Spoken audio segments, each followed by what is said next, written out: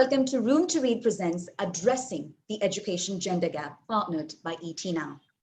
Education has been hit particularly hard by this pandemic, with upwards of 1.5 billion students globally out of school, and countrywide school closures in nearly 200 nations. And many are of the mind that gender disparity when it comes to quality of education has become all the more pronounced in our country in the eye of this pandemic. So what's the solution? Well, it's a complex question and it deserves to be approached from a 360-degree perspective. And fortunately, I'm joined by a highly distinguished panel of subject matter experts to help me do just that. We have with us Country Director, Room to Read India Trust, Swarup, former IPS officer and social activist, Dr. Kiran Bedi, former Secretary, Department of School Education and Literacy, Ministry of Human Resource Development, Government of India, Vrinda, and National Leader, Education and Skill Development, KPMG in India, Narayanan, Ramaswamy. Vrinda ma'am, I'd love to kick off the conversation with you. And when we take a look at education, specifically through the lens of gender, how do we ensure equality of access for the young girl child? And to what extent does equality of access ultimately manifest into equality of life outcomes? So that's a very important question from the girls' education point of view, because the bane of our education system has been to lack of access for education for girls historically. And of course, much has changed in the past decades. And today, the access of schooling for girls is available with the Right to Education Act and the enormous work that the state governments and the central government have done to provide a school within every village where everyone has equal access. But that is one aspect of it, Pooja. The other is really about how are we ensuring that girls do avail of that access? Right. That is a constant endeavor and one can never let up. And now that the pandemic has had such a debilitating effect on access to schooling, and one of the largest group which has been hit is girls.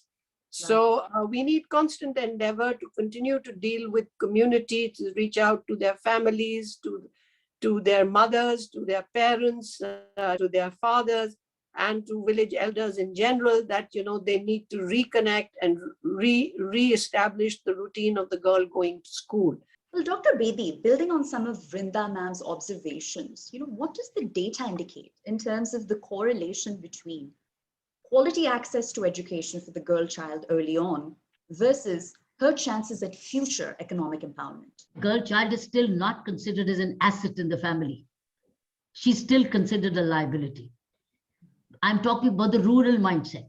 Secondly is total mindset that girls have to move out, so why invest so much? So it's literacy, it's not education. So make her literate, but not really education, but skill and educate the boy, but make the girl literate so that she can manage herself.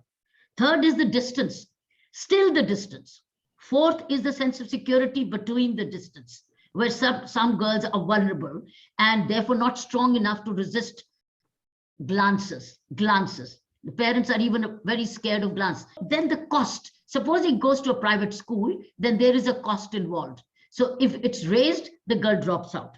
Then the interest in her subject. She's not interested in certain subjects in the manner in which she's taught. But there is no falling back. The girl is promoted, but as she promotes, she keeps falling back. So she drops out. So even if the child is being sent to school by parents, she's dropping out because the school could not actually make her learn. They made her literate, but not love for learning. So right. It's not education, it's only love. So I would think that this is how there are many reasons. This experience is coming from what I've experienced in my social engineering, what you call social activism. Well, sort of bringing you in here, and as Dr. Bedi alluded to just a moment ago, we see a significant dropout rate when it comes to girl child education, at the secondary level and perhaps even more pronounced at the higher secondary level. Many times this coincides with when they hit puberty. And this is, of course, very disheartening to hear. So what's the solution? How can we ensure this doesn't happen? I think a lot of it depends on the reasons for girls dropping out.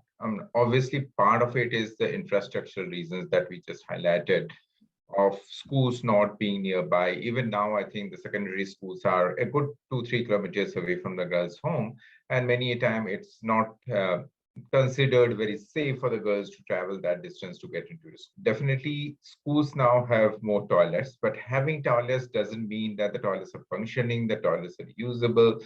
In fact, one of the things that we are increasingly finding post-COVID is toilets are in an utter state of disrepair, because for 2 years, nobody used those toilets, and most of these toilets are now absolutely even broken down.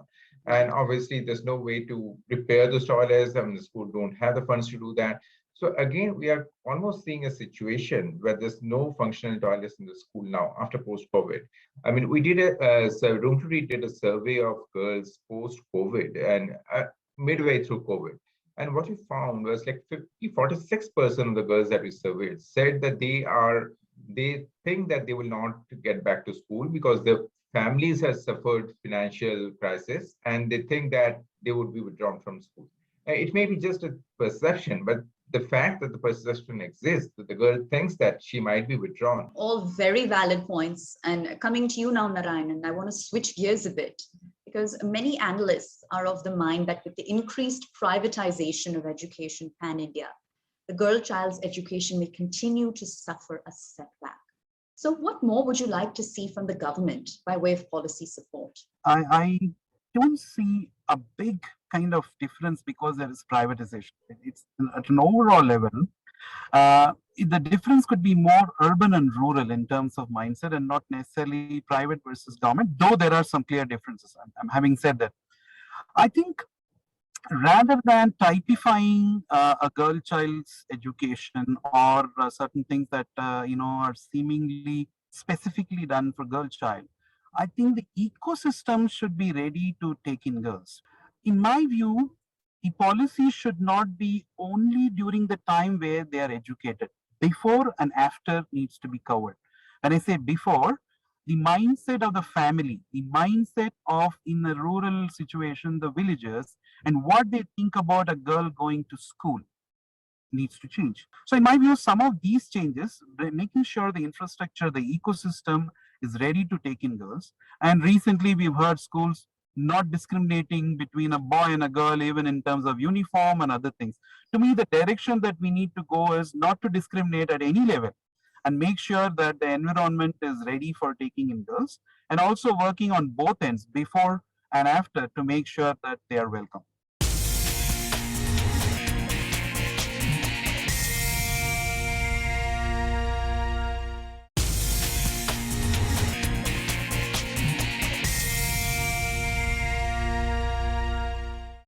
Now, Vrinda, we've heard the prior panelists speak to how the leading reasons behind girls dropping out of school include inadequate sanitation facilities, lack of safe means to travel to and from schools, for example.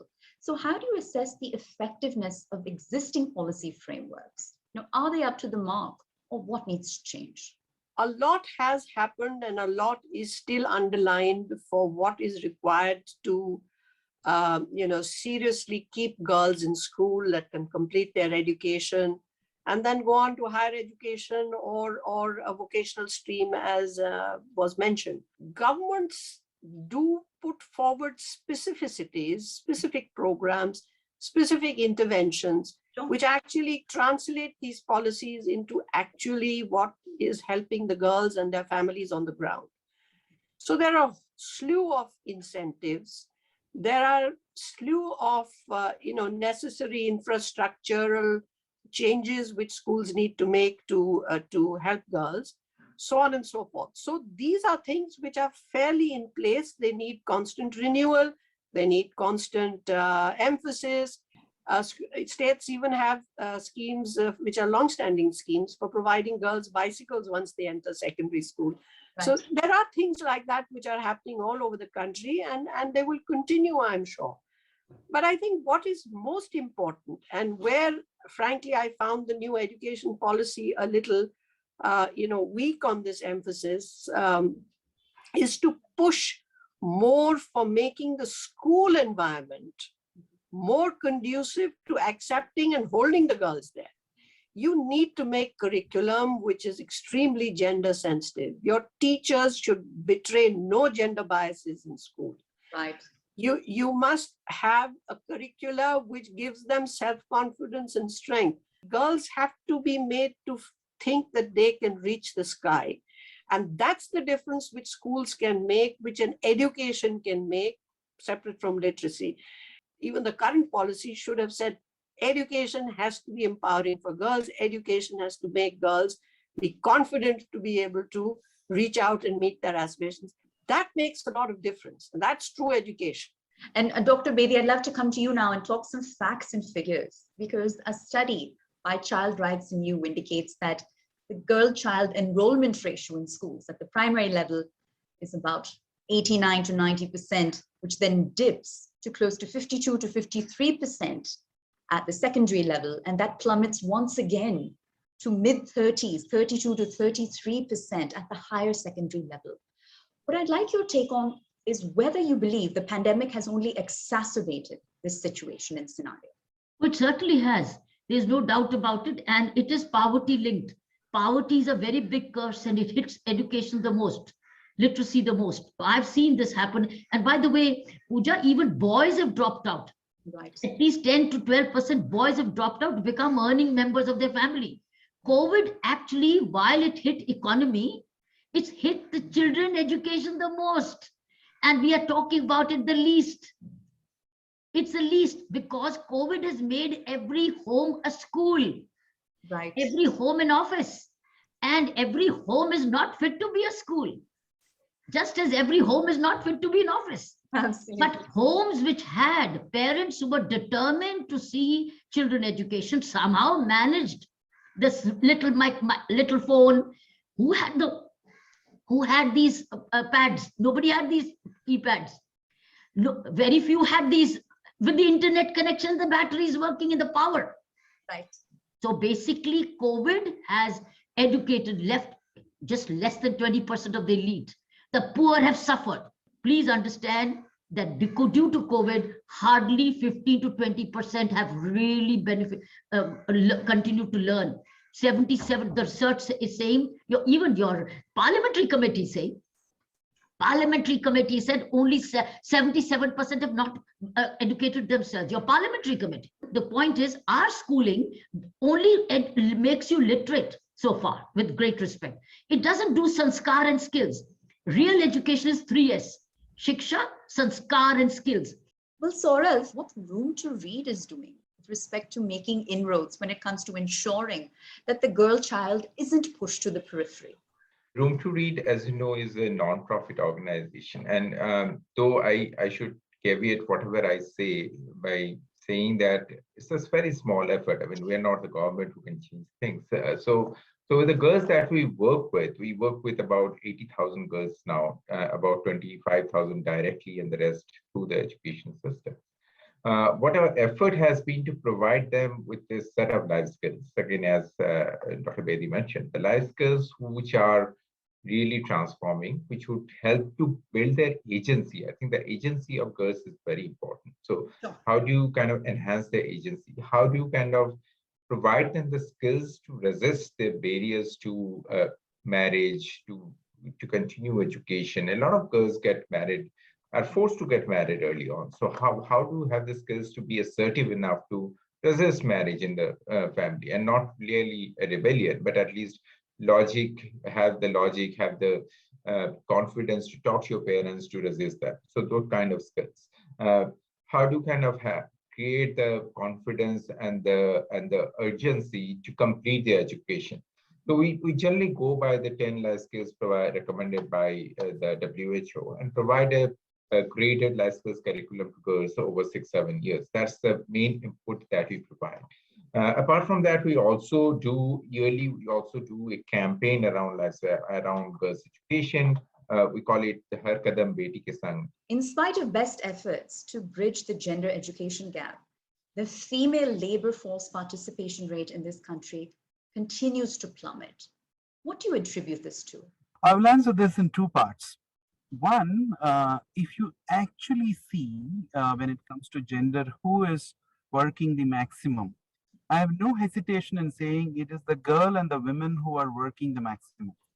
But unfortunately, most of it is in what is called as the unorganized sector. So there is an impression that is given that we have lower female participation in workforce.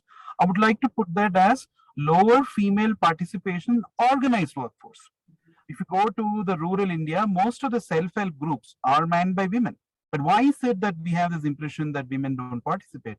Because in the formal workforce, there is, in my view, an inherent bias that employers have against women that is may not be so much convoluted, but that's been there for years. Even today, Pooja, I don't know if you know, the women are not paid as much as men in many trades. Absolutely. If you go to construction, if you go to textile. Now, this mindset needs to change.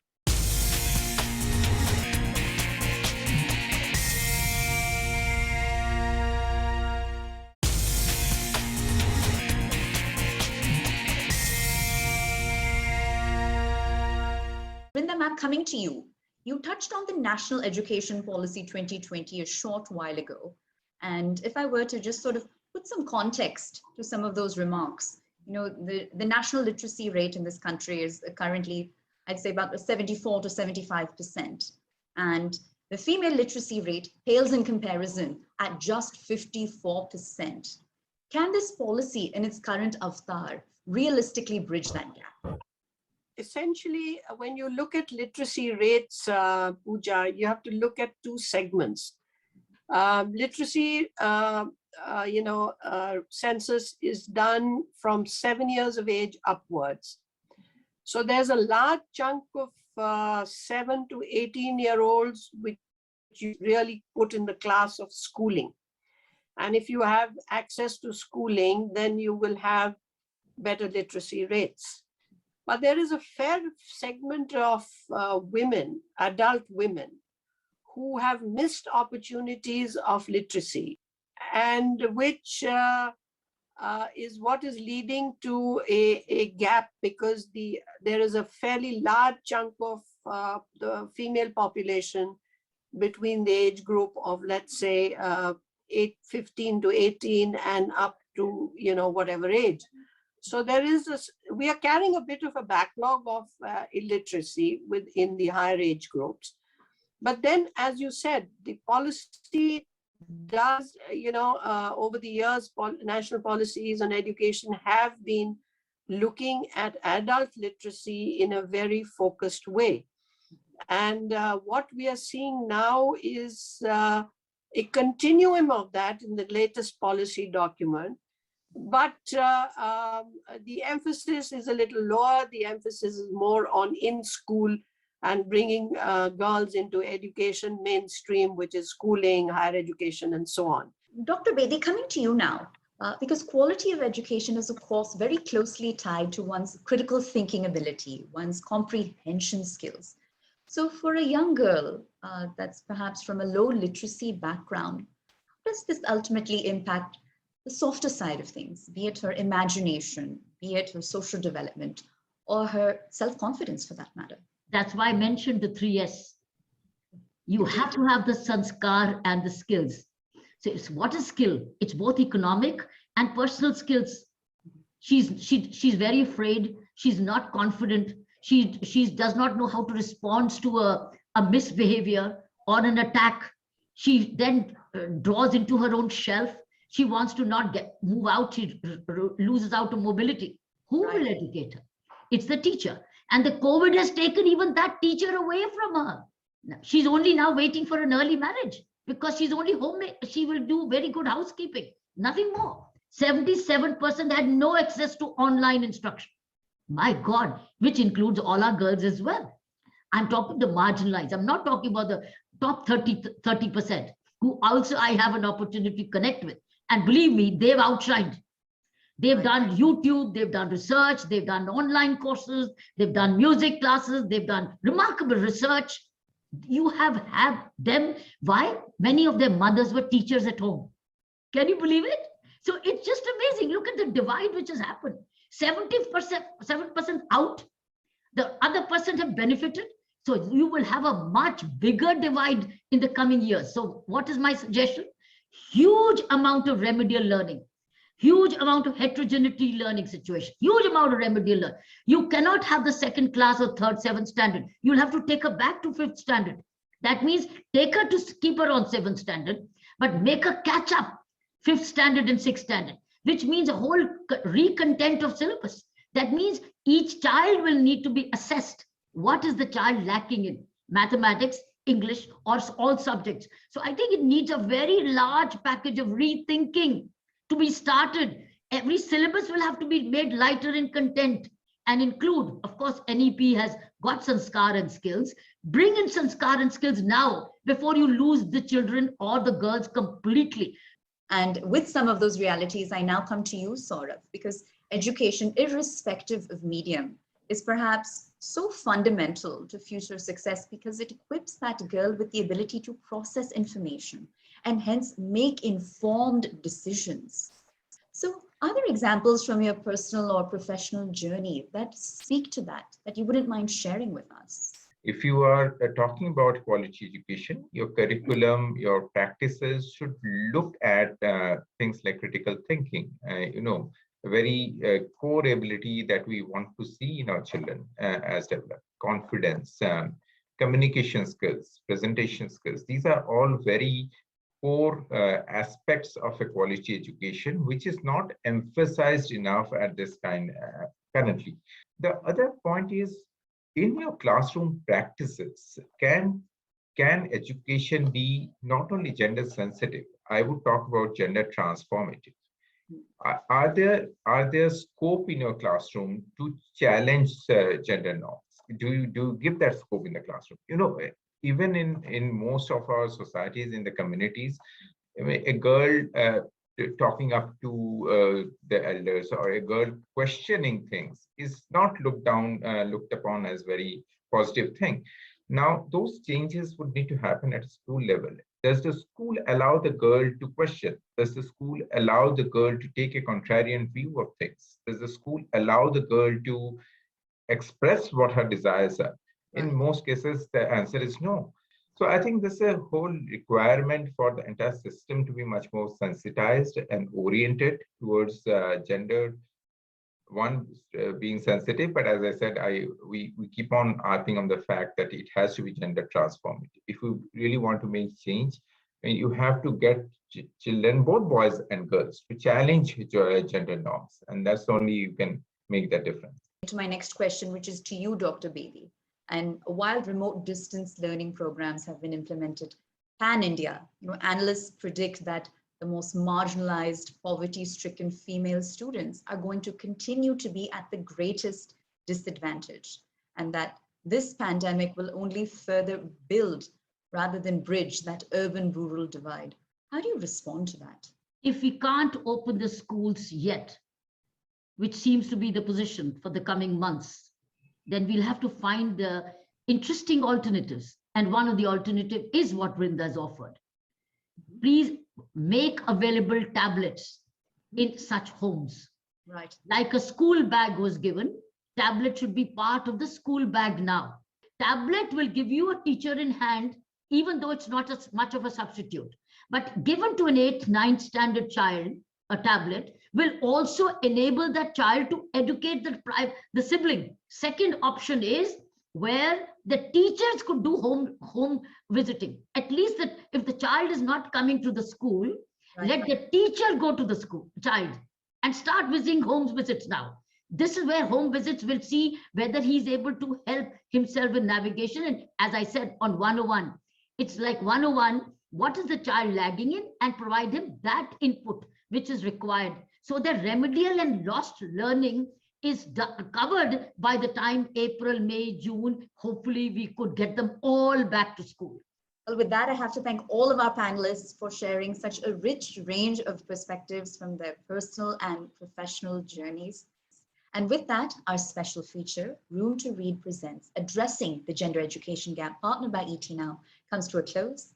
When it comes to eradicating female illiteracy in this country, a long road lies ahead. But conversations like this certainly make for a critical first step. So we trust that you found the insights shared of value. Thanks for watching.